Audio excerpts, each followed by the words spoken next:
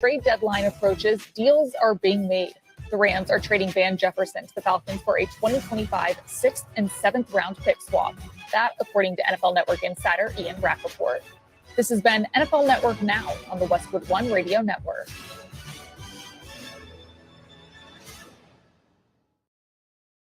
It's time for the Fall Haul at Northern Tool and Equipment. Get your hands on tough tools at prices that are tough to ignore. Got plans? Cancel them. Trucks in the shop? Borrow someone else's.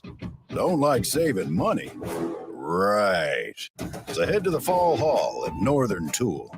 Back up the truck for the season's biggest event and save on generators, power tools, trailers, and more. Shop in-store or at northerntool.com. We're made for this.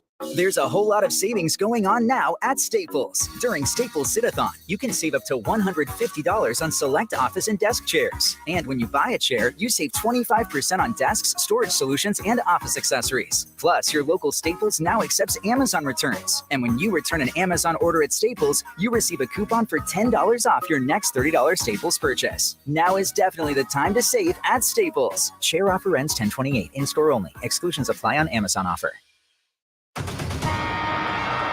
Jacob Albracht, Tommy Castor. This is Sports Daily on Wichita's #1 sports radio, 97.5 and 1240 KFH.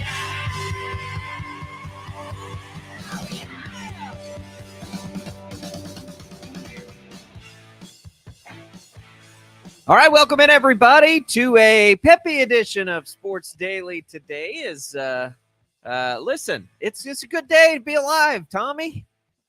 We're here. Here we go. We're here, baby. I was wondering how long it would take to hear from you, and here we go. We're less than 5 seconds into the show. You know, it's only been about 12 years. You're going to have to give it to me. The Rangers advanced to the ALCS. Hello, everybody. I'm Jacob Albracht. Alongside Tommy Castor, Max Power in producing for us this week. If you'd like to celebrate alongside me here, you can feel free to do that on the IHOP hotline at 869-1240. It's a great time of the year if you're a baseball fan of a team that's still alive. And, you know, here we go. By the way, IHOP hotline, how about the new Nashville hot chicken and waffles, golden brown Belgian waffle topped with 4 crispy chicken strips tossed in a spicy Nashville hot sauce.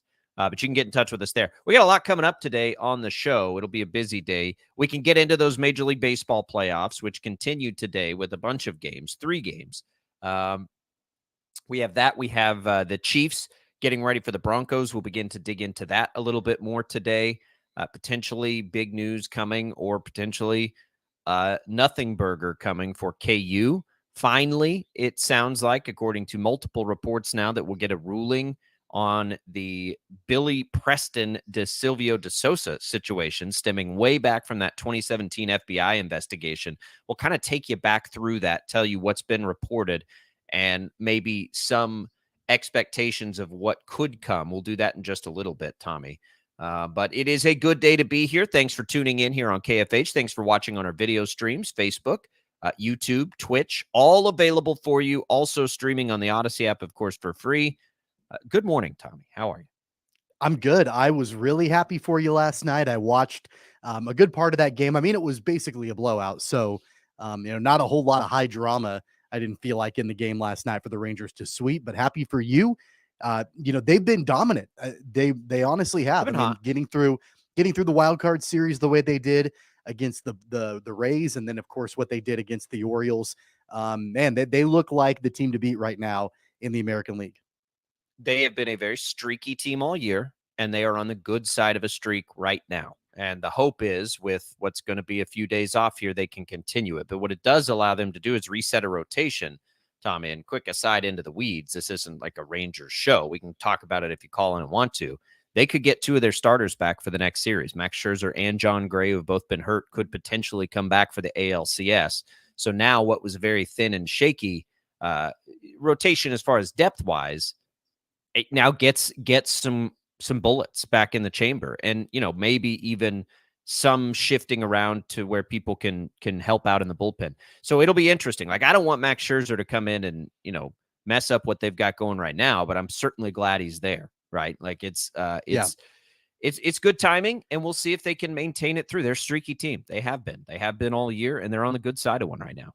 And listen, if you're an Orioles fan, you should feel pretty good about the future of this organization. They're not going anywhere, and I think that we talked about it, I think last week, that they might be a little bit ahead of schedule, actually, with the way that team is built. I mean, There's no question. super young stars. And I mentioned it before this series started with the Rangers and just said that I really feel like when it comes to playoff baseball, we know about teams getting hot and streaky, but also the experience in the postseason matters too.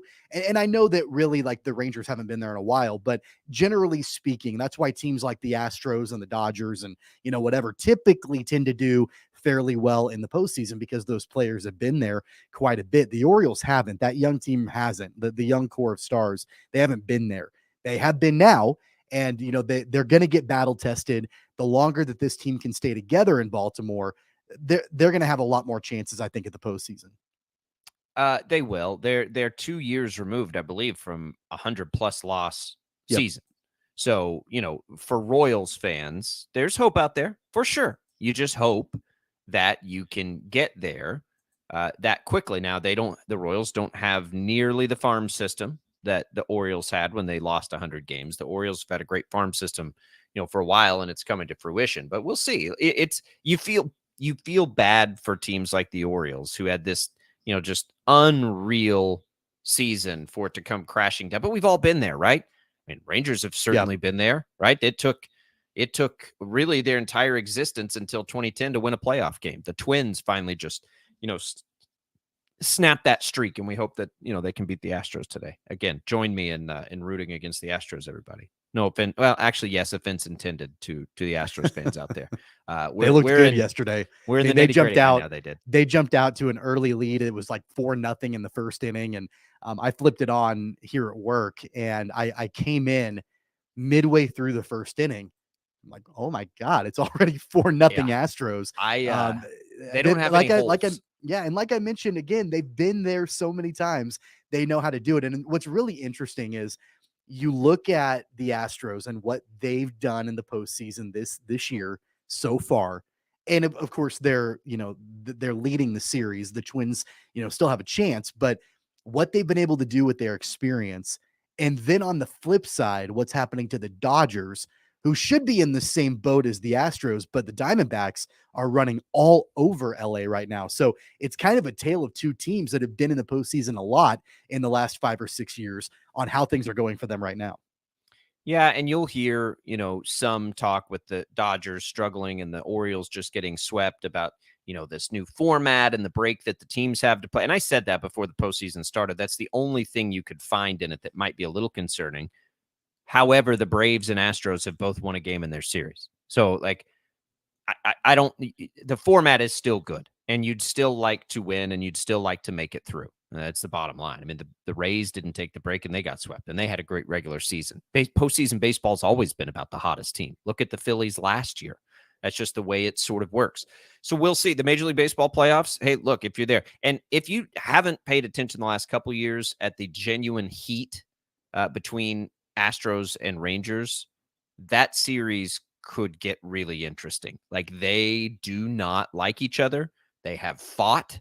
They have done all kinds of stuff in that series, and it is going to be nasty if that's the way it ends up. But the Twins still have life. They're down 2-1. They send Joe Ryan to the mound tonight against Urquidy. That game's at 6. Your Braves look for, the advantage in the series against the Phillies. No, the series will be decided there. I mean, the Phillies certainly have a pitching advantage tonight, Tommy. And then the Dodgers and Diamondbacks get going a little later tonight, as well as the Dodgers try and cling to life behind Lance Lynn, Chelsea Messenger's favorite starting pitcher, our betting expert. If you've listened to the show, you know that there's like a love-hate relationship there. But a lot of baseball today. Love it. Yep, it's going to be an interesting game with the Braves and Phillies. Last year, these two teams split in Atlanta, just like what they're doing this year. They split, the games in Atlanta, the first 2 games, and then the Braves went to Philadelphia and got absolutely blown out last year by a combined score of 17-4 in the divisional round against the Phillies. That was when the Phillies were extremely hot, hottest team in baseball, all of that, and so the Braves are looking to avoid that same fate this season in Philadelphia. But You mentioned the pitching advantage. I don't exactly know. I haven't seen for sure what the Braves are doing for pitching tonight. There was speculation that it was either going to be Bryce Elder pitching or that they would go to an opener and then have a bullpen game. Don't exactly know what direction they're going on that. Smith Shaver listed. Okay, who I've never heard of before. He's a rookie. He's the top prospect in the Braves organization. He pitched pretty well this season for Atlanta, but again, it's postseason baseball, and I've seen Citizens Bank Park this postseason. Like, it is raucous, and so I can't imagine being a rookie if that's the guy that's going to get the ball for Brian Snitker's team. Being in that atmosphere in Philadelphia, I'm a big Braves fan. I'm a big Braves fan, as you know, but man, advantage Philadelphia if that's the pitching matchup. Yeah, and it'll probably be a bullpen game. They're going to have to hit. That's the thing. And the Rangers have had two things happening. They're red hot, but until the last two games, they've sort of left too much out there. Their pitching's been really good, and their bullpen's been pretty good. Yeah. Like, things that, the starting pitching has been fine all year, even despite the injuries. The bullpen has not, and they are finding somewhat of a groove. Chapman was not good last night. I mean, he is a total crapshoot at this point. And it just, like, you sit here and you watch it as a Rangers fan, and you're like, okay, can they maintain? Because I don't know when the CS starts. I don't know if that's technically been announced yet. But it's like, can they maintain this offense through? And I'm going to say this. Corey Seager, Tommy, is... I wonder what we would think of him nationally had he not missed the 40 games this year, because he's had an MVP season even despite that. Like, if Shohei Ohtani wasn't there, Corey Seager might be the MVP despite missing 40 games this year. And that's, 25% of the games. And what he's like in the postseason, 9 walks in a 3-game series. Like, that's Barry Bonzian. Like, it's just been crazy. Didn't he have a game? Was it in the wild card series when he walked 5 times in a game? It was game 2 of this series. Okay. Oh, this series. Yeah. Okay. I mean, and it's just wild to see. And it makes me remember back, and he has said these things now, like, remember when he was the World Series MVP and sort of the impact he's had on some postseasons. And that's encouraging too, as a Rangers fan, but he said it. He said part of the appeal to coming to Texas is, like, I remember how much that meant when we finally got it done in LA. The fact that I could help Texas do the same thing was a big reason to come here. But anyway, Major League Baseball playoffs continue. We can talk about that on the IHOP hotline if you would like. Tommy, real quick, we'll sort of set this up and then we'll dig in after a break here because it may take some time. So yesterday, the reports come down fairly soon after we went off the air that the IARP, which is the new, the new and dying panel that has taken over KU's case. When we think back, you got to think all the way back, right, to the Silvio De Sousa, Adidas, FBI investigation and all this. It has taken this long, and KU is the last team sort of to be ruled on. So that news came out that the expectation is that will come today. I reached out to the university. I didn't hear anything back, which isn't that surprising, right? That I didn't know if that was something they were ready to just talk about, or if they were just going to ignore it. Most of that reporting was done through sourcing, not anonymously, but sourcing that wasn't like directly named. So they haven't said anything about it, but it's coming from enough places now where it seems like it's pretty rock solid. So at any point today, we're just sort of waiting for that to come down. And we'll take this break and we'll cue this up so KU fans get ready, but I know that there's probably a more overwhelming thought that this won't be that big a deal, but boy, until we see it, you don't know if it's going to be a big deal. And that, to me, like, it's been a long time where it's just sort of a little bit in the head there of like, what could come here. So let's take this break. That's what happened yesterday. We'll get into what this even is, if you don't remember, where it all comes from, what it means, and what could happen today, and a little precedent maybe on what's happened in some other places to try and prepare you for the news that could potentially come. So we'll talk about KU's infractions case on Sports Daily. You can call in, be a part of that conversation on the IHOP hotline, 869-1240. Glad to be here with you on this hump day. We have Kevin Saul, Wichita State's athletic director, coming up at the top of the next hour. Do want to Ask him about, the lack of love in the AAC preseason rankings and how Shocker Madness went and all of these things. We'll do that at the top of the next hour. Looking forward to all of it with you on this Wednesday. Albracht and Castor coming right back.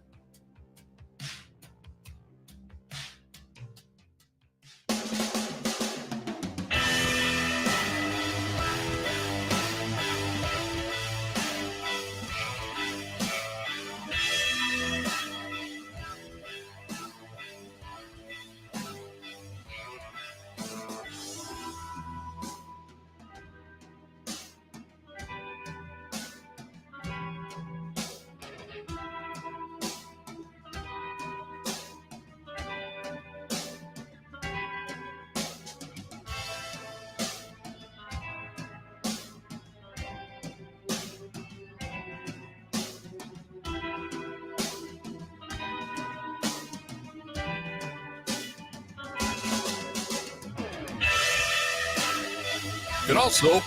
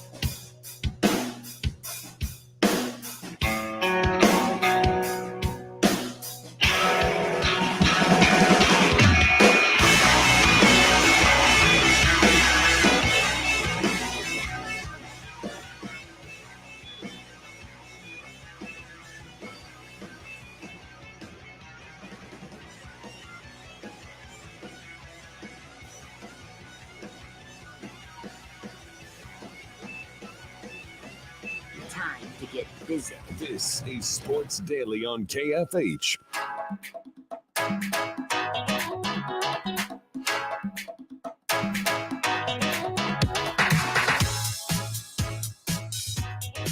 Chiefs play tomorrow on Thursday Night Football. You will hear that game over on KNSS. You'll hear the national call right here on KFH, Chiefs Radio Network on KNSS. By the way, can't get enough Chiefs coverage? Check out Locked On Chiefs, a daily Chiefs podcast, which is free on the Odyssey app. You can follow it on the Odyssey app or wherever you get your podcasts. All right, Tommy, we'll get to the Chiefs in just a little bit. Let's talk about this KU situation. So we sort of said it right there before the break. This all should end now, this long investigation. So we'll take you all the way back. This is the 2017 Adidas investigation. People are arrested. There's like a corruption in college basketball case. KU initially, and this involves Silvio De Sousa and potentially Adidas working as a booster for the university. KU initially painted itself, and so did the FBI, as victims in all this of fraud from Adidas. And so we went from that, which was the initial thing, to KU getting charged with a bunch of stuff by the NCAA, 5 level 1 infractions, which is the most any of these schools was charged with. And then so we went from that shift there, and KU has been defiant in this all the way through until last year when they self-imposed suspensions for Bill Self, for Curtis Townsend. They gave themselves recruiting restrictions. They basically did, Tommy, last year, all the things that like Louisville got handed down from this ruling. Okay, so they've done that, and they had been defiant before that. That seems strategic, right? If we're just reading between the lines. This case is not with the NCAA anymore. So the NCAA has handed this case off to the IARP, which is an independent panel of people to rule on it. That group has handled all of these cases except for Oklahoma State. Back to that in a second. So nobody's had a postseason ban out of the group that the IARP has ruled on, although on the flip side, none of these schools were charged with 5 level 1 violations like KU was. The only school that has received a postseason ban is Oklahoma State, who did not go through this panel, but instead self-reported into the NCAA. They got the postseason ban. So lesson learned, right? Don't self-report anything if you want to know why these schools do this and drag this out. So now it comes down to today. KU has had more serious charges, but there is no precedent from this group of a postseason ban. I think that's the KU optimist take there. And we'll just have to see what happens. The other piece of this that's strange is this group, like basically after this ruling, this group is dead. Like it's disbanding. And you know, the things that were going on, if they had happened today, would probably have easily found themselves within the rules. So I know that, and I probably fall in this camp too. It's like, God, who cares, right? Like pull down a banner, whatever you got to do. Nobody cares as long as you don't punish the current players, which a postseason ban would do. But the reality is that ruling still has to come down. And until it does, KU's not out of the woods on this. Listen, the landscape is entirely different in October of 2023 than it was in 2017 when these alleged violations were said to have occurred with the University of Kansas. I have a really, really difficult time thinking that these sanctions, whatever they are, that are handed down by the IARP are going to be significant at all.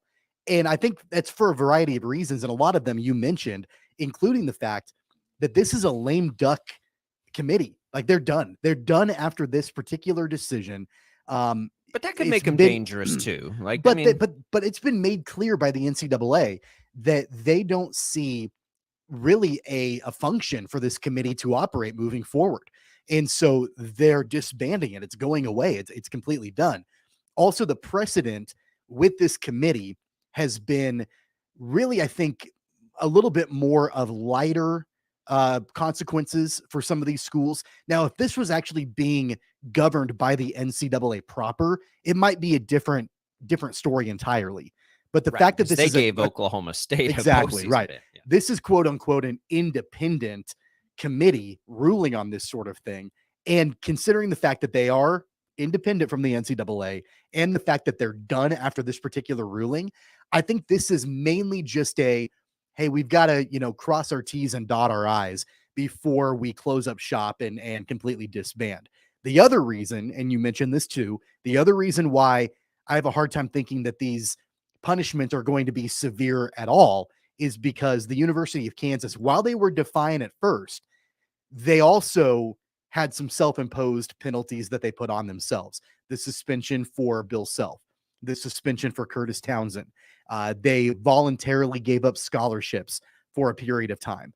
And so they have shown, and whether or not you agree with the level of the self-imposed penalties, they have, at least you would think, shown some kind of contrition to go ahead and impose those penalties on themselves. I don't think we're going to see a scenario where wins are being vacated, where championships are being vacated, banners are being pulled down. I don't see anything that will have any kind of impact on the current players in the program. I think if there's anything, we may see another suspension for Bill Self. We may see another suspension for Curtis Townsend. They have voluntarily given up those scholarships for a period of time. Maybe that is extended a little bit longer. That's really all I can see happening out of this. I don't see this being a major watershed moment for the program where all of a sudden we're talking about wins and Final Fours and championships being vacated from this team. So let's take this piece by piece on the potential outcomes. Make no mistake, KU is very strategic in what it self-imposed. Basically, you see what has happened other places, and you try and essentially self-impose that to get out ahead of this and make the decision easy, right? Right. Like we saw what happened. We went ahead and we did it, and we're done with it. But that's not because they feel contrition. It's because they're trying to avoid a doomsday scenario. It's very strategic in nature. I agree with it, by the way. I think it's not a bad play. So the best case scenario, I suppose, and again, I'm speaking a little out of turn on this because I'm guessing at legal proceedings I don't have an intimate knowledge of, but just like observing again what's happened in other places.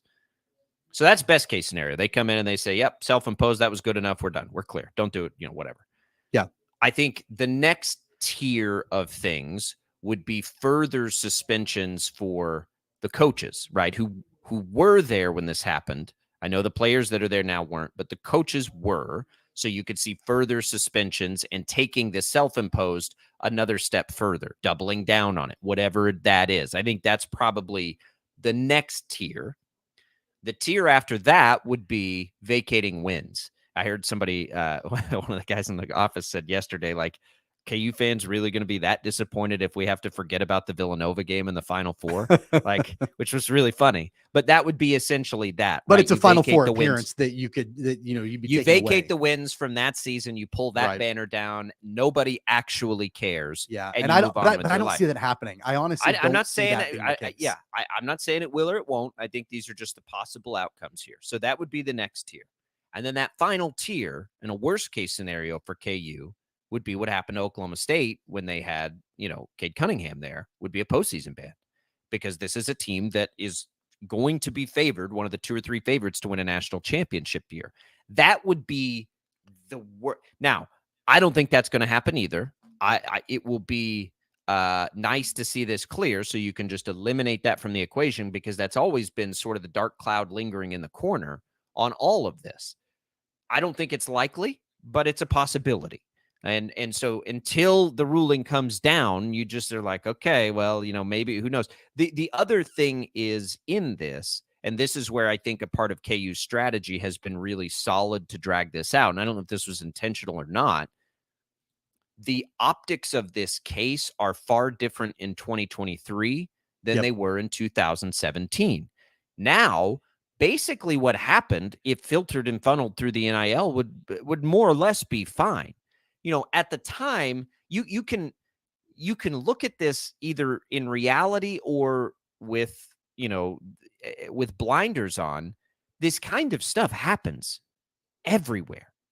This is stuff that's gone on for eternity at big programs, not just in basketball, but in football and everywhere else, right? Okay, we're either going to, be naive or not. And I don't think most people are naive. Well, now that whole train of thought has changed anyway. So I don't know if that plays into a decision that's made today, but it probably does because these are humans making the decision. Right. And so that's another thing that I think KU has done really well in this. And if you wonder why they would do those things, let's say, hypothetically, that there was foul play here. Okay. KU by design fought that. And this is the reason why. And Oklahoma State, who just said, you know what, let's just be done with this, is the reason why schools can't do that in the old version of the NCAA. I don't know what any of this looks like moving forward, but we still this is still based on back then, even though it's happening now. So KU has put together, I think, a strong defense in all of this to try and avoid the postseason ban. That has always been the priority, right? Like that is the end game. If you avoid that, no matter what else happens, if you avoid that in all of this, you've won to me if you're KU. Like Bill Self gets suspended for games, you vacate, like all of those scenarios, as long as the postseason ban doesn't happen, or you don't get something crazy like a season-long suspension of coaches, which again, unlikely. Not saying that I'm just saying like KU will have done a good job navigating this. Okay, so I think that there is a 99.9999% chance that there is not a postseason ban for Kansas out of this. And I'll give you 2 words as to why I think that's the case. Hunter Dickinson. Hunter Dickinson committed to the University of Kansas, transferred from Michigan for his final year, or I guess what everybody assumes to be his final year of playing college basketball on May 4th of 2023.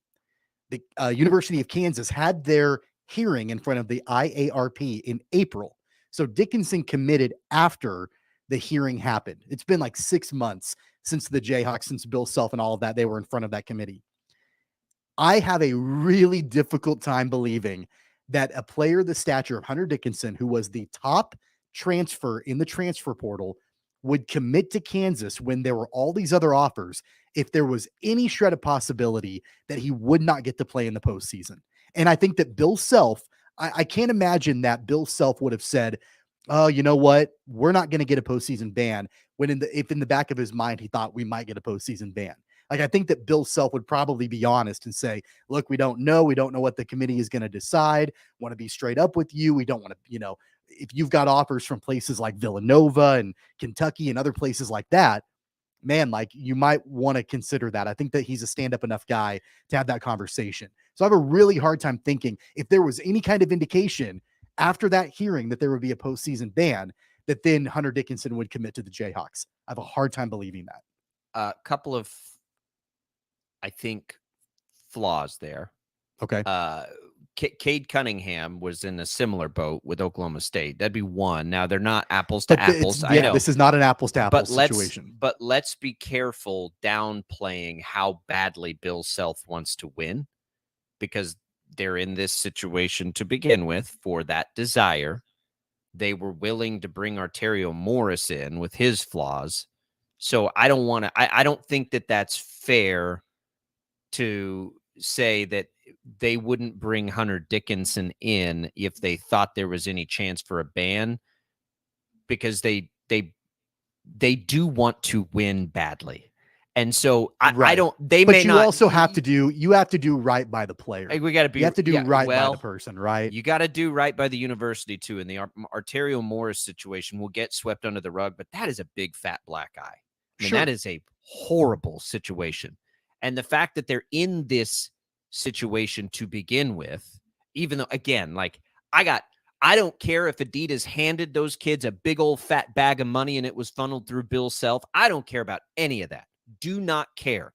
Don't have any issue with it. No problem with it whatsoever. And people can throw stones at me. I like to live in reality of how things work, and especially how things worked back then.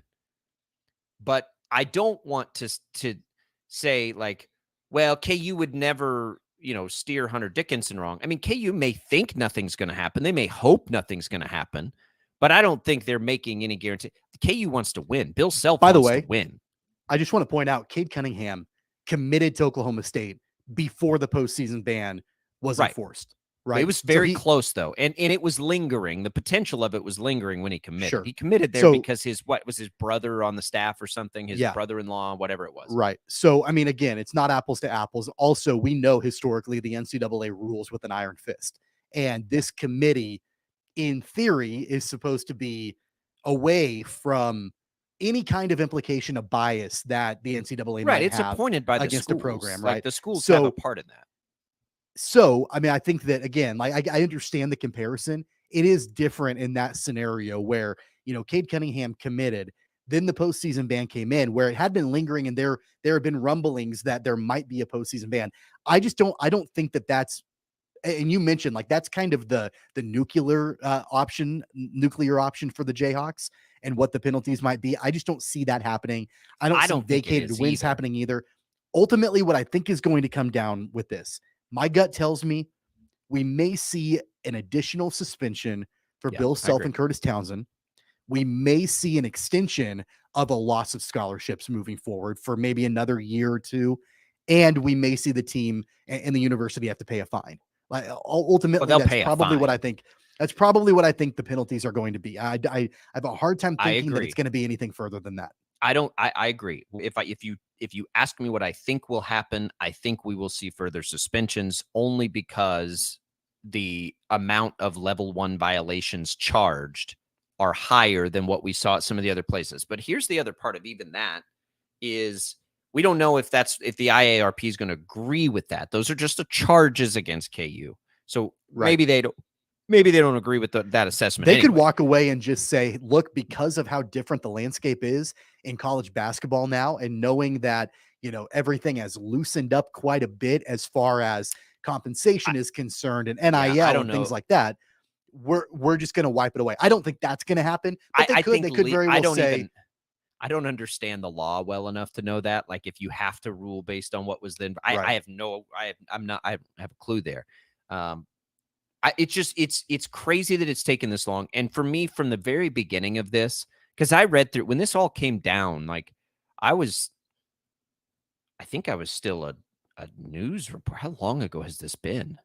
2017. Anyway, like I was digging into this, and we pull up this investigation, and like the first thing that jumps off the page to me is I'm looking at it again, and I don't pretend to be a legal scholar or understand the law well. Like that's not my cup of tea. But I'm like, guys, the FBI's painting KU as a victim in what they're saying. Like KU is literally being painted as a victim of fraud in this case against Adidas and these reps. And so like I've always just sort of in the beginning, KU was, very stern, and it's like, look right here at the investigation, NCAA. Like now, is that reality? Are they really fraud, victims of fraud? I don't know. Ken, and we'll pull this comment back up, says, I have on blue colored glasses, but I agree with KU that it's a stretch that the Adidas dude was a booster. It's not a stretch that Adidas was involved in recruiting a player, Ken. Like it, you can define it however you want, but also understand that, and I don't want to name any schools because I'm not, lots of schools and big time programs do this and have done this for a long, long time. And college athletes have been getting paid under the table for my entire life based on what I hear from people who are in that world. It's different now and we're finally embracing it. But again, like this is the part of it that's kind of strange to me, Tommy. Like there's still a defiance among the fan base, like that nothing happened. Guys, let's be real about the situation. Right. Who cares is a fine response, which is where I land. Like something happened and I don't care at all. And no, the kids now don't need to be punished for it. But the reality is the system was broken. So if people were manipulating the system, and just generally speaking now, not to specifics of anything, because I don't have direct knowledge of it, but I do know enough in talking to people and former athletes and everything, guys are getting paid forever. Right. So like, I had a problem with the system, so I don't care that it happened. If it did happen, it makes me no difference. It means nothing to me. And it's been fairly well documented in the trials and the investigations and all of this, that at least in the case of Adidas went to great lengths to try to make sure that at least the head coaches of these different programs did not know the extent of what kind of did not directly know. And again, whether or not you believe that, I don't know. I mean, did Bill Self know? I don't know. I have no idea. I don't know. I don't care. But I don't care because it's been well documented that the company went to these extreme lengths to make sure that the coaches didn't know about that. The other thing to keep in mind in all of this is the player that the majority of these allegations center around is Zion Williamson, who did not play a single game for the University of Kansas. He didn't end up committing to the University of Kansas. So we're talking about a lot of like DeSosa was pretty directly involved here. Well, right. He did. I mean, but I'm saying the majority, like the corruption scandal with Adidas, really basically centers on Zion Williamson and his recruitment to various schools around the country. And so, again, like if Kansas is being punished for a player that ultimately didn't come to the school and play for them, I'm not exactly sure how that tracks. But I think that this is something that it's going to close the door on it. It's going to close the book on it. I have a hard time thinking it's going to be severe. It's so crazy that we're still dealing with this. Like, it's been 6 years. Why do these things take this long? That's what I don't understand. The hearing for Kansas in front of the panel happened in April. It's been 6 months between the hearing and the ruling. The world does not get to operate this way. Like, I have learned so many things becoming a business owner. And one of the most striking and painful parts of that for me, who has worked in a daily deadline business for the last 20 years, is that when you get into two areas that I've noticed it the most, right? Banks and lawyers, things don't move at a normal societal pace. Billable hours, right? I mean, that's what it comes down to. I do not understand it, and it is maddening, and it's a me problem. I've said this before. My lack of patience is a me problem. But when this happened 6 years ago, 6 years ago, and what is so complicated about this? Why is this so hard? Do what you're going to do and be done with it. Yep. Let me give you a quick timing update. So this comes out from Henry Greenstein, who is the sports editor for the Lawrence Journal World. He says that the decision on the infractions will come out at 1 p.m. Central Time with the press conference an hour later. So we won't know while we're on the air. It'll be at 1 o'clock this afternoon when the decision will come out, and then a press conference will happen at 2 o'clock this afternoon. So that'll be something we have to talk about tomorrow. It just seems to me like you could have got everybody in a room here. Like, who's on the panel? All right, here's what happened at these places. Here's what's being charged. You've made your case. What do we think? I don't know. Another 4-game suspension? Sound good to everybody? All right, let's go get lunch. Like, that's how the rest of us operate. Like, you got to make decisions. Like, you got to move on. No wonder this panel is disbanding. Good Lord. Like, NCAA, it takes you 6 years to rule on something like this? Jeez, like, just get this behind us. So we'll be here to talk about it tomorrow then, I guess, as we make our way through that decision that comes down, as Tommy just said, being reported at 1 o'clock today. I think everybody's okay in KU world right now. I don't think anybody's panicking. I don't think there's a reason to panic.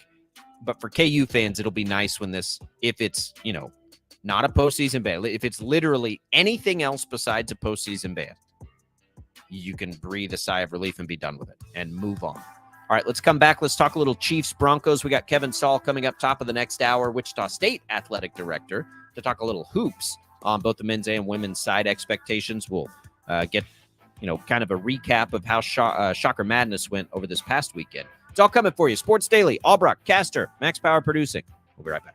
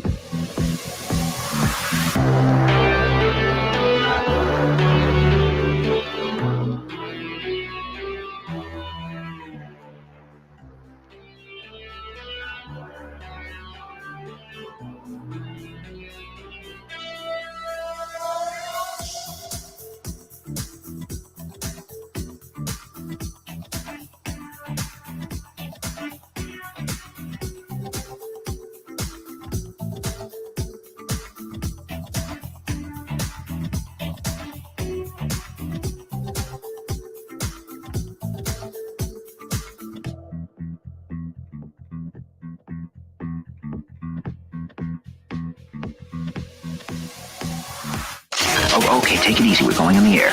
This is Sports Daily on KFH.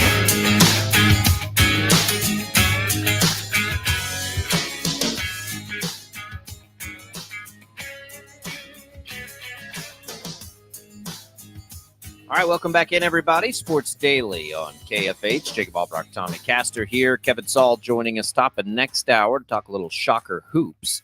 All right, Tommy, we'll do some of this in the second hour too. What are we thinking tomorrow night? I'm not ready to be thinking about it yet. This Thursday game is sneaking up on me with Chiefs Broncos.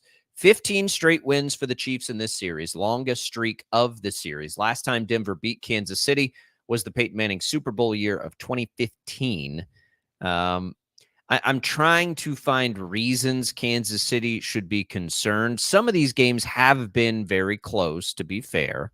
It is a short week. Denver has been pretty good offensively this year, but I'm having a hard time finding it. I'm having a hard time. I really think the only risk comes in the short week and comes in getting guys healthy enough to be able to go and be effective. I'm looking at Travis Kelce as an example.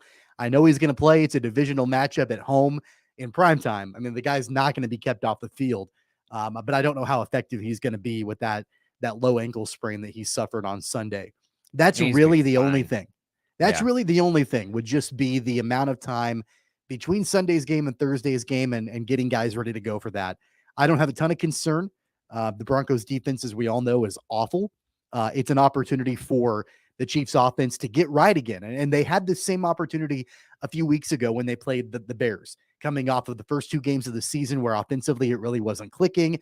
They played a pretty bad Bears defense and got right in that scenario at home. This is another opportunity for them to do so. They've got to take advantage of it. They've got to figure out exactly the best way to play that complementary football between Isaiah Pacheco and then if they can get the wide receivers going.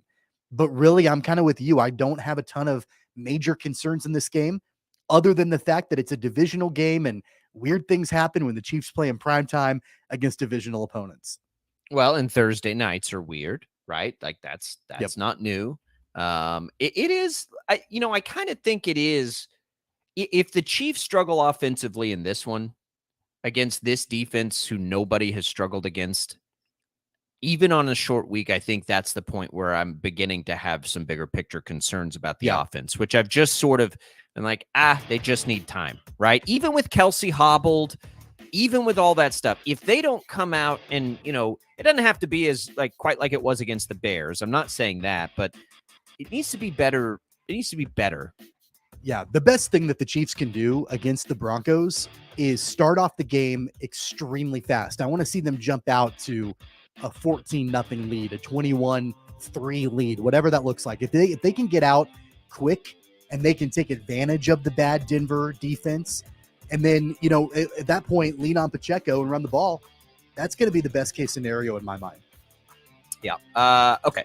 Let's take a quick break. When we come back, Kevin Saul, Wichita State's athletic director, joins us here on Sports Daily. We'll have it next for you, Shocker fans.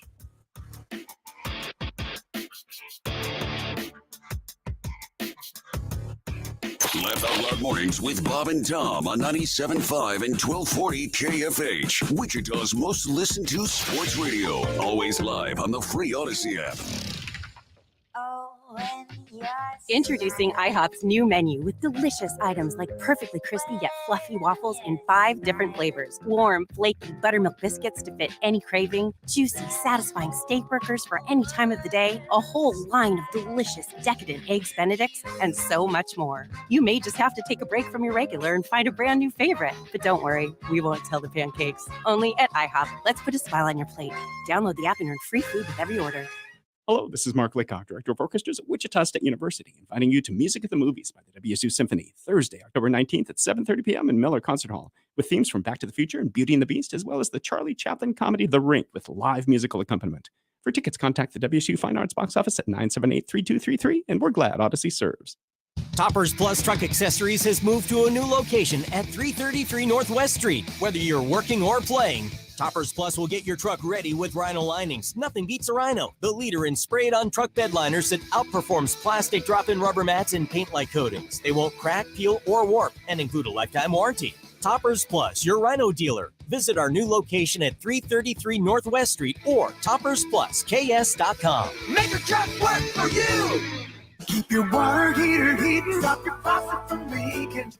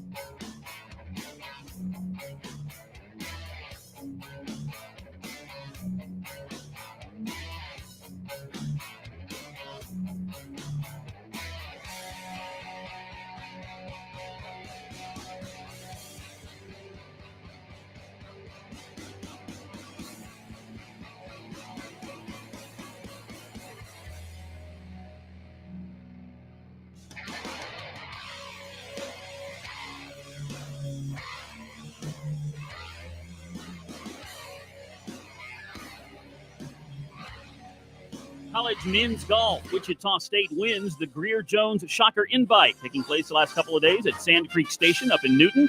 Shockers win that tournament by 3 strokes over Oklahoma State and Seton Hall. College volleyball last night, 20th ranked Washburn, a sweep on the road at Emporia State, 3-0.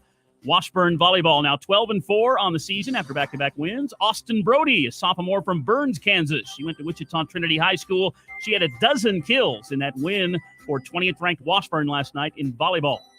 Major League Baseball playoffs. The Texas Rangers are going to play for the American League pennant as the Rangers beat the Baltimore Orioles 7-1 last night for a 3-game sweep of that series. Coming out of the bullpen for the Rangers, a guy they got in a trade this summer from the Kansas City Royals, Aroldis Chapman, working 2/3 of a scoreless inning as the Rangers advance to play for the American League pennant. I'm Ted, the Sports Head. Jacob Albracht, Tommy Castor. This is Sports Daily on Wichita's #1 sports radio, 97.5 and 1240 KFH.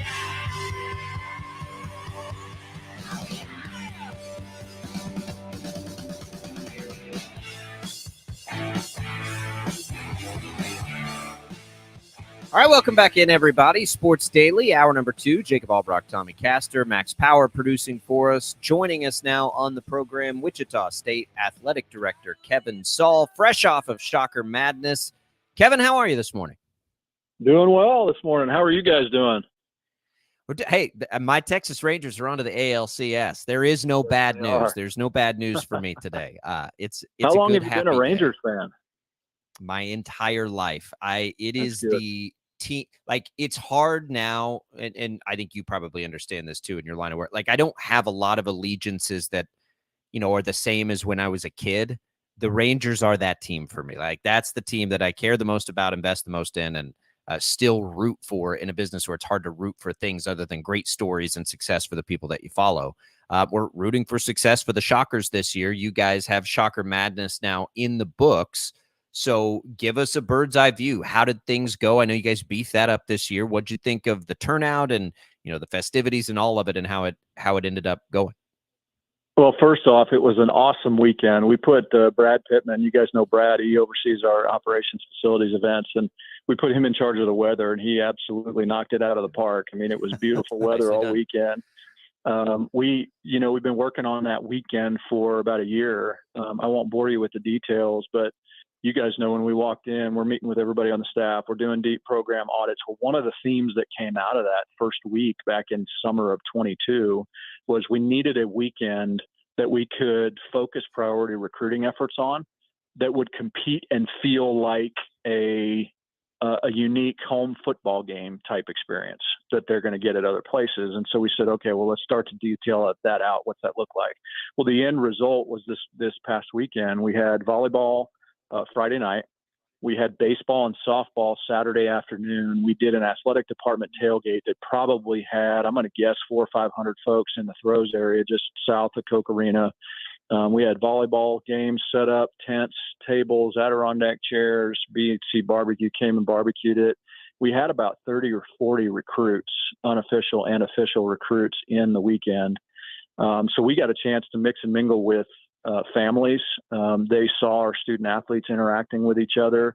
It was a really cool event there. And then that fed directly into Shocker Madness, where we introduced all of our teams, all 15 of our teams and 250 student athletes.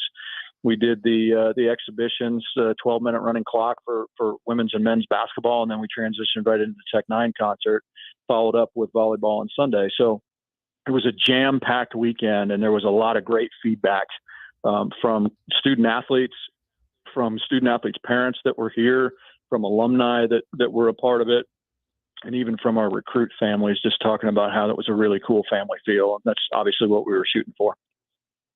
Kevin, this was the first time that fans got to see Paul Mills and Terry Nooner on the sidelines coaching, albeit in a scrimmage, but still had a chance to see what those guys are like on the sidelines and what they do. What was that like for you to watch them for the first time do their thing in Charles Koch Arena? Well, it was good, but keep in mind, I go to a bunch of practices too, so I have an opportunity to see it in maybe a little bit more structured environment as opposed to the Shocker Madness that was a little bit more of an exhibition. environment. And so I get a little bit more excited for the structured component than I do the unstructured. But what was really cool about the night is we were a little over double the attendance that we had last year. And obviously we want to continue to grow that. I think in our heyday, we had 4,000 or 5,000 folks at Shocker Madness. And so we'll continue to do that. We'll tinker in the future with 3-point contests, maybe dunk contests.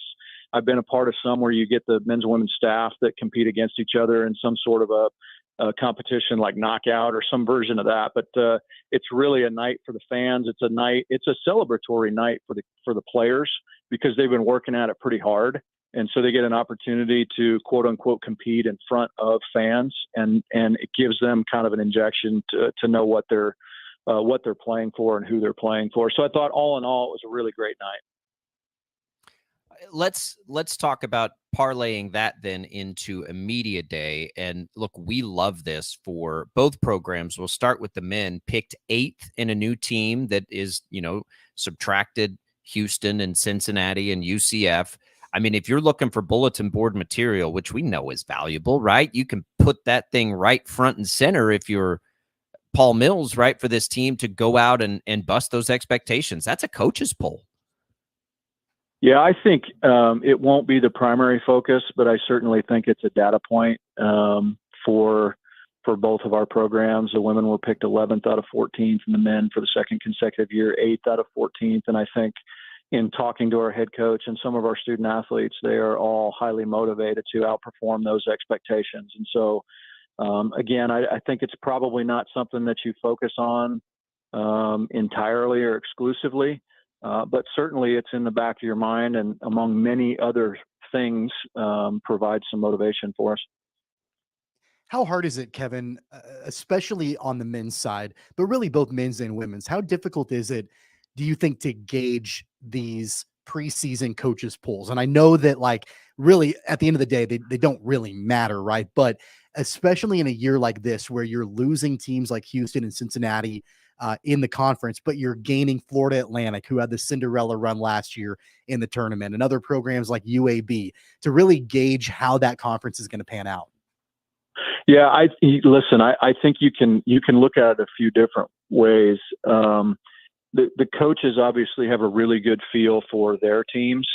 And I think they have a pretty good sense for what's going on in the league because they're recruiting against it and they're watching it and those elements, but they're not, in my mind, as attuned to the other teams as obviously they are to theirs. If you think about the new members in our league, of the 8 teams that were playing in the final components of the 3 different tournaments, the CBI, the NIT, and the NCAA tournament, we have 4 of those 8 teams are coming into our league in Florida Atlantic, North Texas, UAB, and Charlotte. So you have some strength that's certainly coming into the league, and we're all looking forward to that. So I think it will be a tight race, tight standings, and I think it will be very entertaining for fans. I do think it's very difficult to predict those things in preseason polls. I've never really seen a analysis, but I think it'd be curious to go back and look at like the last 5 to 10 years of preseason polls, and then what the variance was with the actual postseason standings. So I think you'll see there's a lot of variance there just because it's a projection based on the information that you have. And it would be unreasonable to expect any one particular head coach to know everything about every team in the league. So we'll see how it goes. And it's really more for entertainment to kind of set up the season. People always get angry at those. I don't get angry at them. I love them because I'm, there's a lot of people that don't think they should exist when we're talking about top 25s and all that. I don't agree with that. It gives us something to try to at least gauge things on at the beginning of the year. But boy, now more than ever, like they really are. It is guesswork, and it's almost like you can admit it now too, because all the players have changed. But when we look at the men's side of the AAC, I do think it's interesting. Just about everybody would agree with Florida Atlantic at the top and probably Memphis too. But then if you look at like the amount, the sort of number tallying system that they use to come up with the order of things, it's kind of a jumbled mess there, 3 through 8 or 9. And that does feel a little bit like it could be reality, right? Like after you get through the returners and all the strength of Florida Atlantic and, the pedigree as far as, some of the athletes coming into Memphis, it is kind of a crapshoot in that next tier. It did feel like that was probably, there's a decent chance that could be accurate. Yeah, and I agree with you. There's so many variables that go into the season that we'll talk about in the weeks and months ahead that you just can't predict with these polls, right? Whether you might have a starting point guard that's out for 2 weeks. You just don't know what that looks like. And so again, I think it's entertainment. I do think it's going to be a tight race. I think we have teams that on any given night can beat any other team in the league if they're playing well. And certainly we've got a really entertaining home schedule. You guys may have saw this week that not only we continue to sell season tickets, I do want to share some good news. We're at about 100 lower bowl seats from being sold out season ticket wise. And so we actually made a move as directors of athletics yesterday. It's an interesting move where, visiting teams get a certain allotment of tickets when they go on the road, and the allotment stays the same, but what they're doing is shifting the location. And so the 40 that were required directly behind the bench has been reduced to 20. So we have 20 seats directly behind the visiting team bench that we're trying to sell here between now and October 29th from a season ticket standpoint. We just put mini plans on sale. We've got 3 different mini plans that we think two 3 games and a 3-game, a 4-game, and then a weekend package that we think will help with getting new folks in the building. Obviously, we've made investments in terms of the metal detectors to get people in a whole lot quicker. The rails, the handrails in the upper deck, both of those have been very well received. So again, we're pushing to try and fill this building and understand that it's going to be a combination of not only the product that we put on the floor, but the game production, the fan experience, the safety, the efficiency of the whole thing. And so we're working towards that effort. Kevin, going back to Shocker Madness really quick, on the women's side, of course, you and I, and we've talked about it on this program before, the importance of recruiting locally and, knowing some of the players that are on Terry Nooner's team, like Treasure Job and Ella Ancio and others that are, Wichita products, getting a chance to see them on the court, to start off their time with Wichita State under Terry Nooner and Antoine Scales and all of that in Shocker Madness. How cool is that to be able to, know that these players are from Wichita, they're Wichita raised and now playing for Terry Nooner's team? Well, I think it's a really good point, and I think it's a connection with the Wichita fan base that maybe hasn't existed to this extent in the past. I mean, you look at last year's roster. If we had 15 young women on our roster, I think 11 came from different countries. And so there is a unique connection when you talk about that, and you have to look at staff, right? When we made the decision to bring on Terry, who's from Raytown, Missouri, he's close. He played at Kansas. He's got roots and history in this area. And then obviously you got Nick Bradford, who played with him at Kansas, that's from Fayetteville, Arkansas, who's in this area regionally. And then you've got Antoine Scales, who was at Wichita South for 6 years and won 4 state championships, went to 6, and then has flipped 2 JUCO programs. So you start to think about trying to build a fence around some talent within the city of Wichita and being able to bring through the portal some of those young women that played in Wichita in high school from other 4-year institutions that are outside of Wichita. And so obviously Brooke Costley, another assistant coach, was coached by Terry. So we have a really tight staff. And what I will tell you with that staff is our players are very, very they're challenged, but they're very comfortable with that staff, knowing that they have the best interest of our players at heart. They're going to push them really hard. But Treasure Job is a perfect example. Treasure valued staying close to home, so she went to Emporia State. She's a Division II All-American.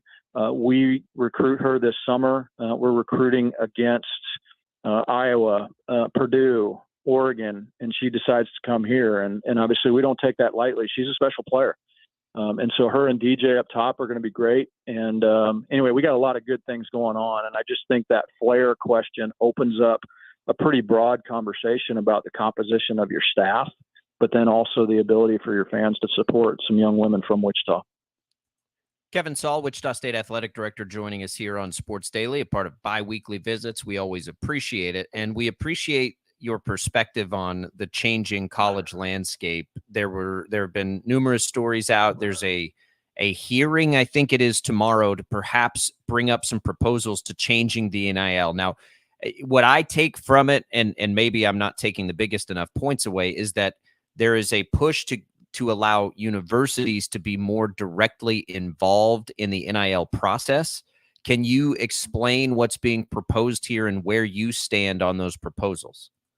Yeah, there's a lot of things going on in that NIL space right now, from the D1 Council, who has basically created 3 different subcommittees. One that is looking at the transparency of agreements, one that is looking at the transfer component and how it's tied in with NIL. And so there's a lot of attention being paid to that to help provide and inform and educate on what could be upcoming federal legislation. So to what you're referring to, the U.S. Senate Judiciary Committee announced that it's going to hold an NIL hearing on October 17th. So our president, NCAA president Charlie Baker, Big Ten commissioner Tony Petitti, they're scheduled to be there as well. And the title of that time, that agenda, is Name, Image, and Likeness in the Future of College Sports. So they're going to look at the different federal NIL legislative proposals that are out there. And there's about 3 or 4 of them out there, guys. And what I would tell you is I've read through every single one of them. I think there are great components to each one. And then I think there are some components that you scratch your head at with each one. What seems to be a coalescing themes are transparency, right? That everybody understands the NIL deals that are going on, because there's a lot of misinformation that's being put out publicly that's not actually happening, and it's hurting our student athletes, but it's being done from a recruiting standpoint. We have bad actors in the space that are telling kids whatever it takes to get them to campus and then under delivering on those promises when they get to campus. So we've got to make sure that, number one, we address that. Number two, there has to be a standardized agreement for NIL. And that's got to be nationwide, that protects our young people, that clearly outlines what they're going to receive from that institution when they go there. That piece is really important. So, and then the reporting pieces, I think, are really important. And then how does that connect into, because we all know that it's being used as a recruiting inducement, but how does that connect to recruiting? What are permissible ways to talk about what you're going to receive from an NIL perspective before you go to the institution? Because it'd be disingenuous for us to say that the student athletes are not evaluating that before they make their institutional decisions. And so we've got to figure those 3 key components out. Kevin, I want to shift gears here quickly to men's golf. The Judd Easterling era continues with another win for the Shockers. Earlier this week in Newton at Sand Creek Station, men's golf go up there for the 2nd annual Greer Jones Shocker Invitational. Talk a little bit about what you're seeing from that squad and the fact that they were able to get another victory in the 2nd time that this tournament's been held. Well, I tell you what, Sand Creek Station, I've not been out there, guys. I don't know if you've had an opportunity to play or not, but it's a great track. It's a really, really good track. I thought they did a really nice job with it. They were motivated to have us there. I would tell you that they've hosted a lot of USGA events out there, and so they're motivated. They want us to come back. So that piece was really, really good. The weather was great. I had a chance to walk/ride for about half the day on Monday with the guys. They played 36 on Monday and then 18 yesterday. So you get into the last 9 holes yesterday, and we had actually lost the lead by a stroke or 2. We got it back by the time we had gotten to 16, 17, and then held that lead. I think we won by 3 or 4 strokes, but it was a compact, tight field. You had Oklahoma State was there, Seton Hall was there, Abilene Christian, Missouri State, some of the Missouri Valley Conference foes. But it was great to see our guys compete. Zach Sokolowski did a nice job. It was good to walk with those guys. I saw every single one of them. If I start naming them, I'm going to leave them out. But Connor Geist is a young guy in our program that did really well. Aston Castillo played phenomenally well.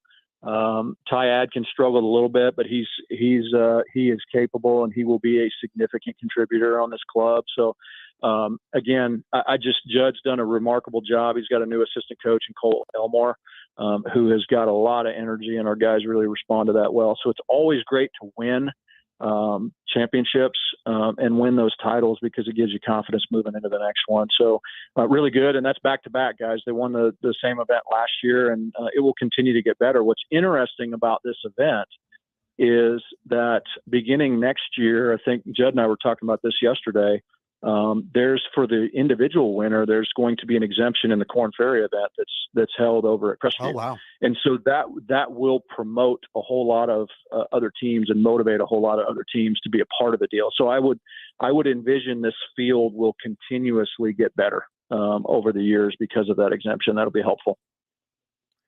All right, Kevin, we'll have a ton more to talk about in a couple of weeks when we get into this, whether it comes to men's and women's basketball, the sports that are currently participating. Maybe we'll have some further clarity on some of this NIL stuff, which you can go find, some of those proposals. I think that would be very interesting for people, but we'll be back. Not enough time in the day, of course, to do it again in a couple of weeks. We appreciate the time, and we'll talk again soon. Guys, thanks so much for having us on the show. Have a great day, and go Shockers. There goes Kevin Saul, Wichita State Athletic Director.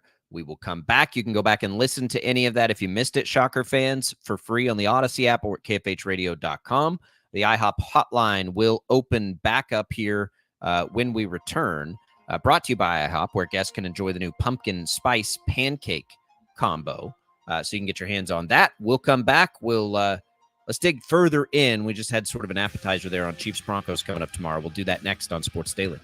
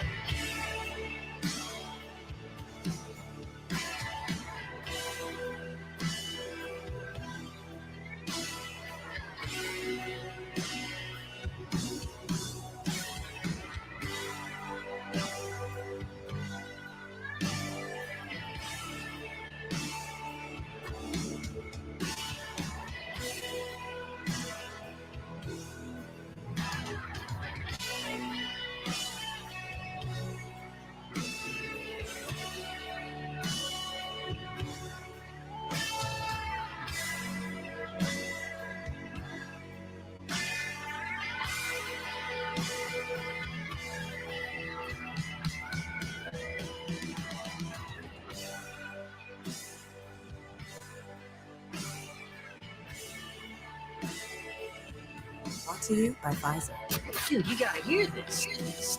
Go ahead. I think I want to hear this. Sports Daily is on KFH.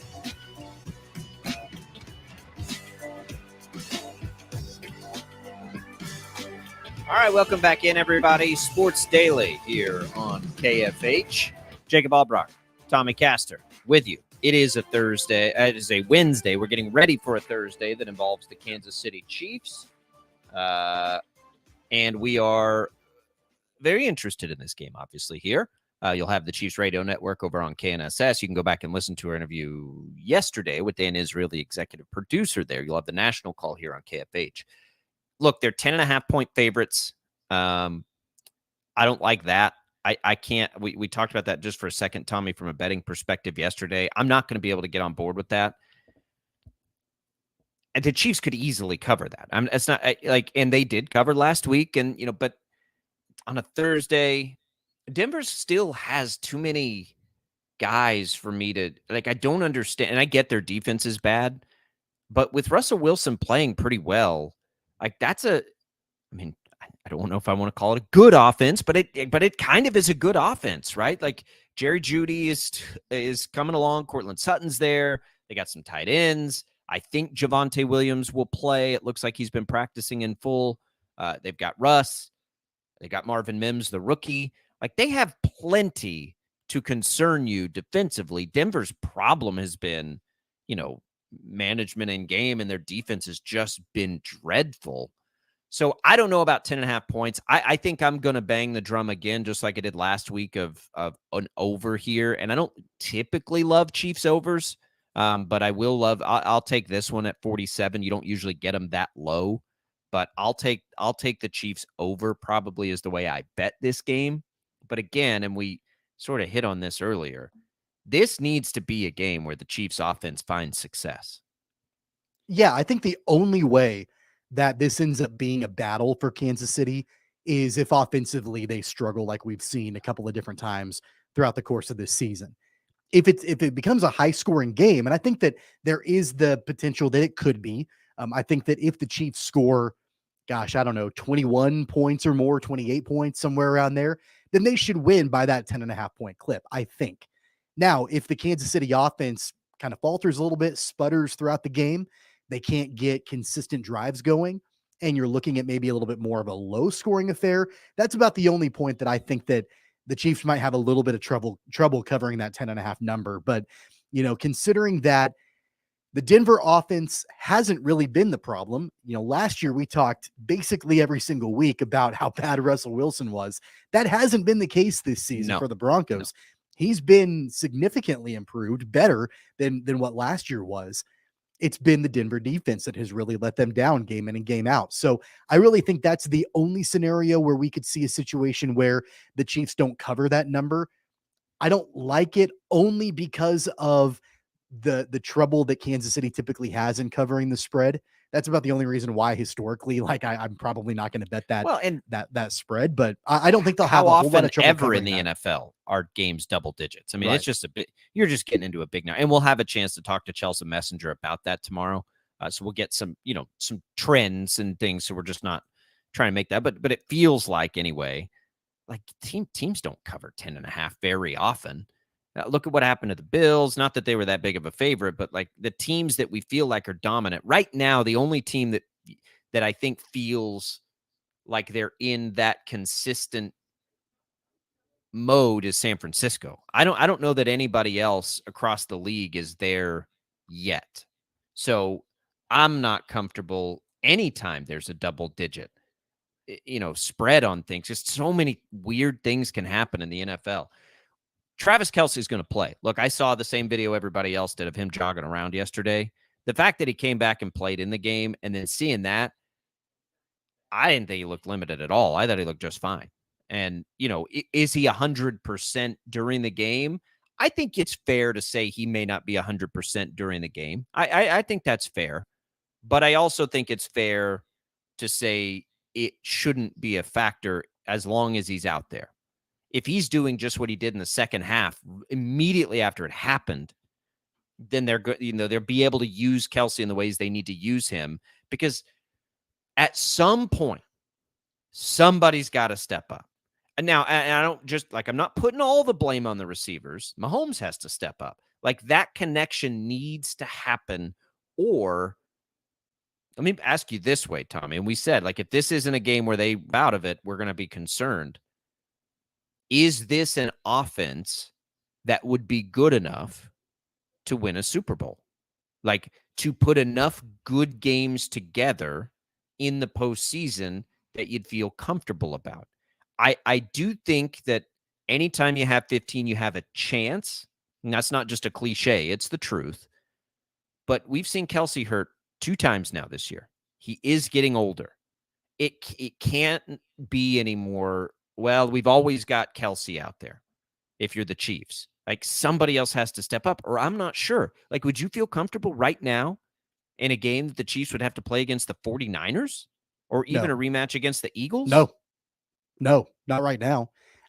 Now, what we've been banking on, and I heard Dan Israel mention this yesterday, is that, and we've said it before too, well, the longer that these guys play together, the more they're going to gel and come together. And that may very well be the case, but there's no guarantee on that. Right. There's no guarantee on that, though, right? And so what if that doesn't happen?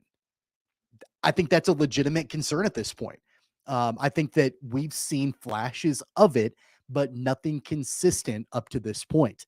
And we've got to.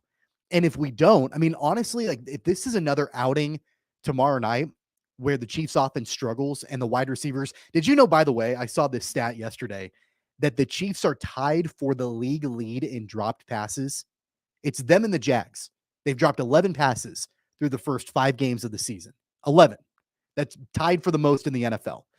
That's something that's not going away. Rashee Rice, for as good as he is and the talent that he's got on the upside, he drops passes. Kadarius Toney, we know what he did in week number 1. He dropped passes that were critical. So this is something that if it doesn't start to gel, then I think that you really got to take a serious look before the trade deadline. Can you improve that room? Because, again, at this point right now, no, I wouldn't feel confident offensively with Kansas City to go up against a team like the 49ers. I think the Chiefs defense can have a really great battle with a team like the Niners and what they can do offensively. But no, at this point, I'm not super convinced about what, offensively this team can do on a consistent basis, week in and week out, to win a championship. The other thing that I've been thinking about a lot as it pertains to this particular game tomorrow night, it is extremely important on a variety of levels for the Chiefs to come out strong early. Like, the best case scenario is if they can build an early lead and kind of put the game on ice early and put it away at home. So then they can set down Travis Kelce if they need to in the second half. They can allow some of these guys to get a little bit healthier. They can lean on maybe the running game to put the game on ice.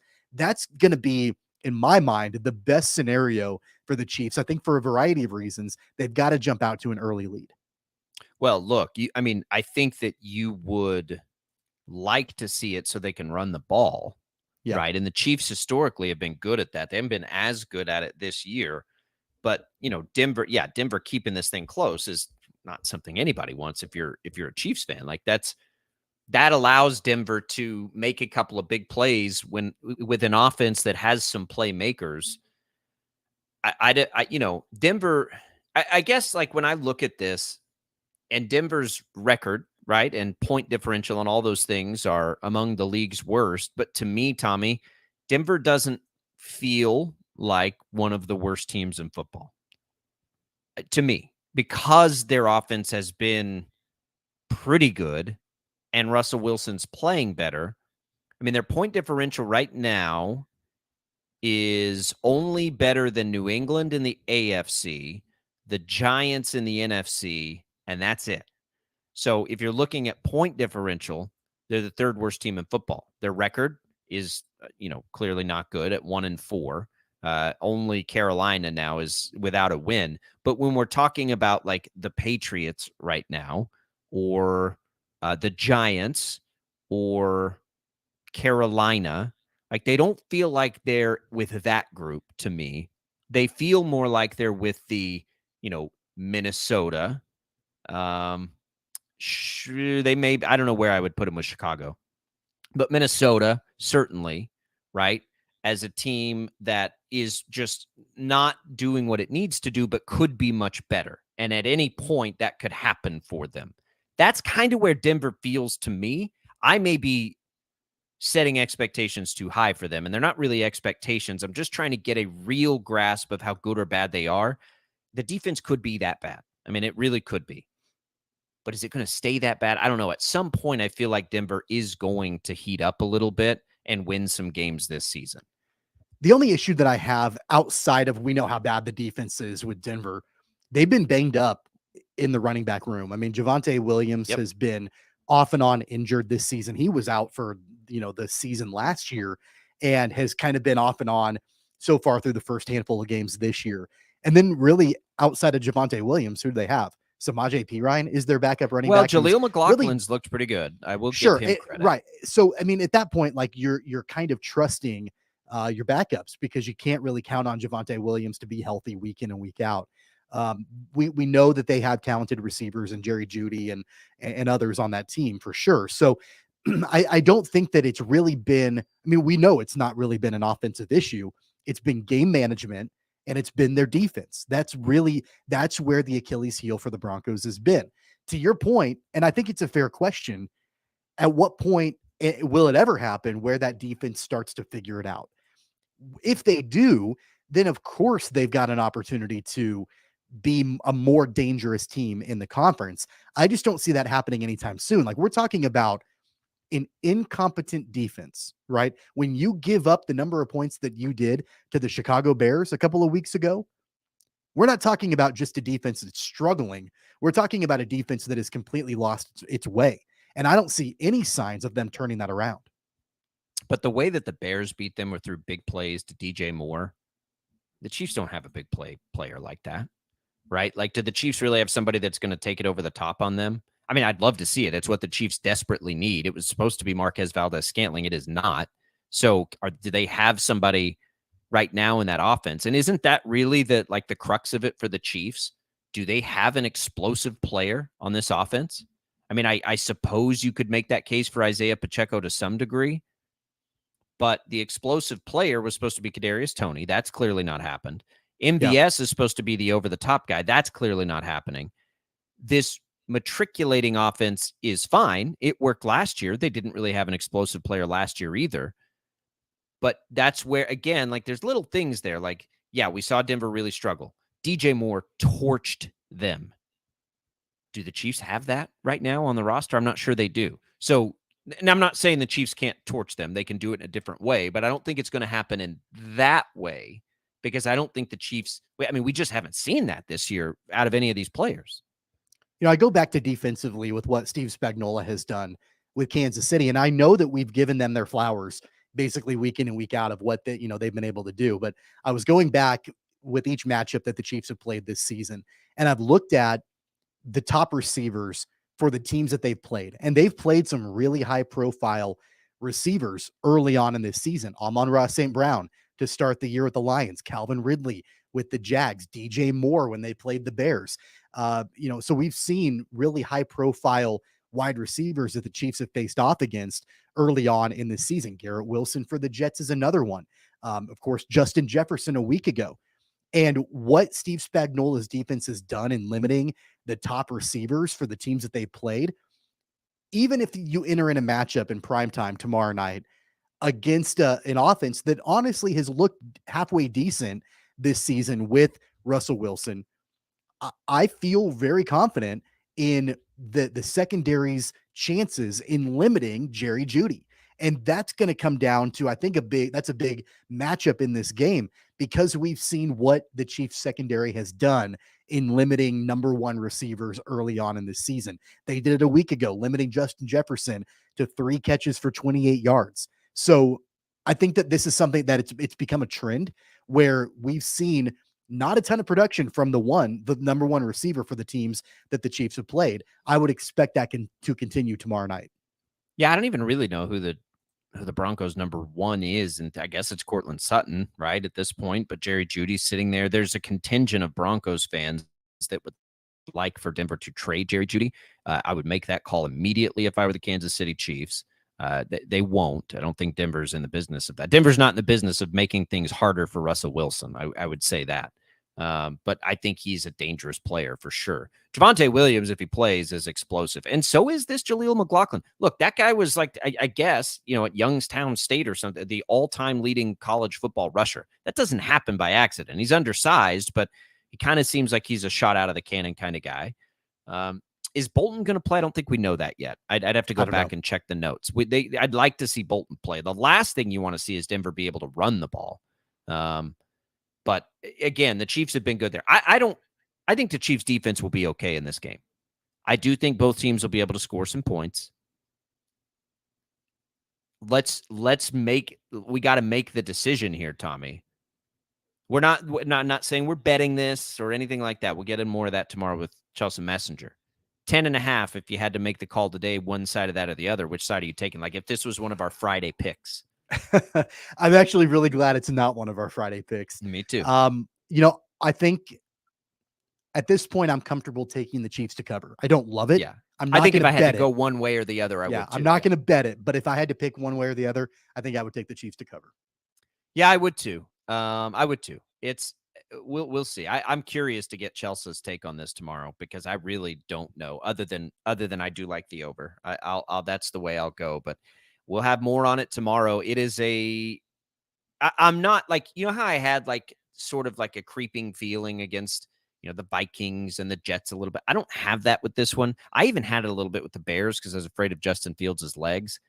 I don't have some like creeping fear of this game from the Chiefs' perspective. I just don't know how close it's going to be. I can't find the scenario where I think the Broncos would win this game, but maybe they can hang tight. I don't know.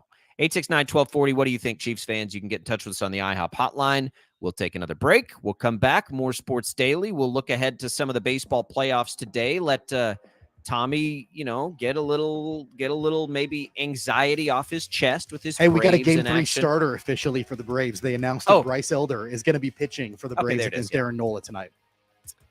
We'll let Tommy vent a little bit. We'll look at the other series. And does baseball have a problem here with the way the Orioles struggled and the Dodgers are struggling? We'll get into that on Sports Daily.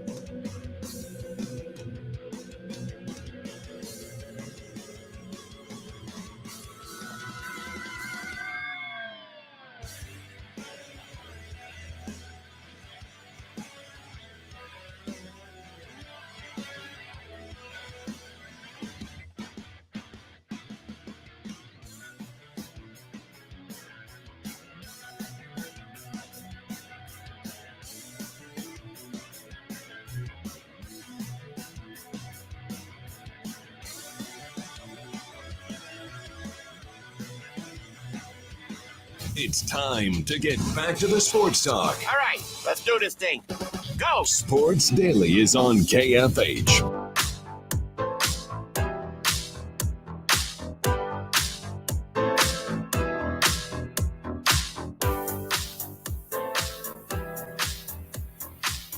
All right, welcome back, everybody. Oh, man, baseball. Tommy, sigh of relief on my end. Your Braves got some work to do here. Look, it's just a 1-1 series. So no matter what happens, I think in a 1-1 series, like somebody's always going to go up 2-1, right? And it is not out of the question to then go win 2 games, especially when you're as good as the Braves. I just wonder, like, how desperate does it feel for you today? Because Aaron Nola is going to be a clear pitching advantage in this game. There's a lot of desperation, I think, Really? for the Braves in this game because they're playing in Philadelphia. The Phillies win game 3, then they only need one more, right? And like they're going to be playing in front of their home fans again for game 4. So yeah, there clearly is some desperation, I think. And really, I mean, this is kind of karma a little bit because you were stressing out at the end of the regular season about what was going to happen with the Rangers. Right, and I was sitting back and relaxing, and the Braves had this big lead and it's no big deal. And here we are, your Rangers are already in the ALCS and I'm stressing out in the divisional series for the Braves. Bryce Elder is going to start game 3 for the Braves. It looks like today. He's a good pitcher, but he's really struggled in the second half. He had a 5.11 ERA in the second half and allowed 13 runs over 12 innings in his last 3 starts. So not good for Bryce Elder. I think he's going to have a quick hook today. So if it gets out of control very early, then I think that the Braves are not going to hesitate to yank him out of the game. So Aaron Nola was very good in his game against the Marlins. But in the regular season, he had a 4.46 ERA, a 1.15 whip. 2 times in September, he gave up 4 runs or more. 3 times he gave up 3 runs or more. None of his September starts were scoreless. Aaron Nola has been a great pitcher and clearly has something in the tank, just like a 7-inning 3-hitter he threw against the Marlins, but the Braves are not the Marlins. And so to me, I think the Braves have an opportunity. Just go hit, and let's see. The last time he pitched against Atlanta, he went 6 innings, gave up 2 runs, and I would imagine he's pitched against them more than once. He had a 6-inning start with no runs. He had a 6-inning start where he allowed 5 runs. This is just against the Braves this year. So, they know him. It's not it's not the worst scenario for the Braves. And I actually think the pressure's on the Phillies here because they can't throw Zach Wheeler then again in the series, can they? I don't think they'd have time to get, it would maybe be a game really 5. Maybe a game 5. Because didn't he pitch Tuesday? Yeah. No, he Monday. He pitched Monday. So you could probably have him for a game 5. Yeah, okay. So they've got to get it to maybe then the Braves do need to get it done before they get to Wheeler again. That would be the goal, I think, if you're the Braves, is get this series done before the it's a tall Phillies task are able to use it. in Philadelphia. That's a really tall task. And Aaron Nola today, I think really ultimately what the Braves want to do, they've got to get the series back to Spencer Strider. And I would imagine, I think he'd probably be available for game 4. I would think. Because that's really been the issue this entire time is what does that rotation look like? And you've got Strider in game 1, Max Fried in game 2. And then really after that, what are you going to do in game 3? And that's why this decision has been so difficult, I think, for Atlanta, because Kyle Wright is hurt. Charlie Morton is hurt. And so that's really where the conversation was, do you pitch a guy that's more experienced in Bryce Elder, but he struggled down the stretch, or do you go to the rookie in a hostile environment in AJ Smith-Shawver? Clearly they're going with Bryce Elder today. Yeah, you go with Bryce Elder. And so it brings back to the original, is there a problem with this format and the buys? My answer would be no. I think the Braves' problem has been they don't have starting pitching. They don't have starting pitching. Right. So it wouldn't have mattered. Pitching. It wouldn't have mattered, right, if they played. Now, maybe their offense would be a little more in a groove. I guess that's a factor, but I don't buy that needing to change the format. A couple other thoughts on the other games. I think the Twins have a pretty good shot. They're favored in the game tonight. And I think the Dodgers and Diamondbacks are going to score a lot of runs. I think that's going to be high scoring. I can't I don't know imagine the what's gonna happen. Diamondbacks can sweep the series. I mean, maybe they can, but I just Lynn can't. I has have a not hard time been thinking that that the good. Dodgers can just, roll over and let the Diamondbacks sweep them. And it's not, That's that's hard. the thing. Like, I hate, sometimes we get a little too hyperbolic in the playoffs. Like, that's not the Dodgers rolling over. That's the Diamondbacks, just like they've caught fire offensively. Teams get swept and lose 2 and 3 games in a row in the regular season all the time. Great teams, it happens to, except the Orioles, by the way. Did you see and hear what they were talking about yesterday with the Orioles not being swept for going back toward the end of 2 seasons ago was the last time they were swept? That is crazy. That's crazy. how weird things happen in the postseason like that. I mean, the That's why Orioles we getting love it swept and like hate that. it. I mentioned it yesterday. The Braves got shut out at home in game 1 by the Phillies for the first time all season. They had not been shut out at home in any game. Weird things happen in the postseason all the time. Love it. I love it now more that it's survive and advance, but it's stressful. Baseball, postseason baseball, when you have a rooting interest, is very stressful. Good luck to your Braves tonight. Good luck to the Twins, because we all hate the Astros. And hey, they got a tie to the win surge, so we'll root for them there, and then we'll see what happens in the late game. All right, we'll be back. Tell you what's on tap next on Sports Daily.